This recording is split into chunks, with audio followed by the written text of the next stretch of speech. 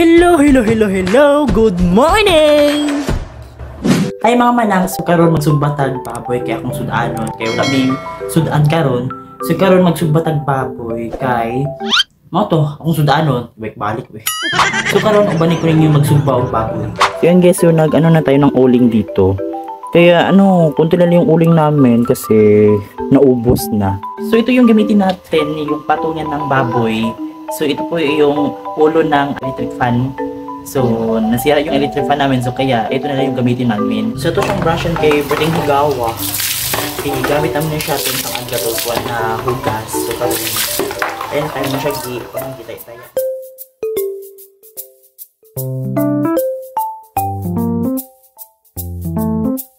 So yan guys, yung nakabili na kami ng baboy. So ewan ko ilang kilo ba to.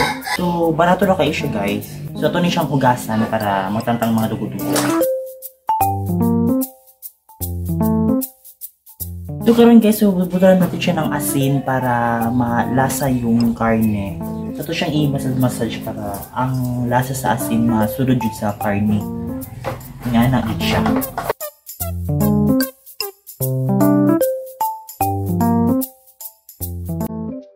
So karon ato na siyang isug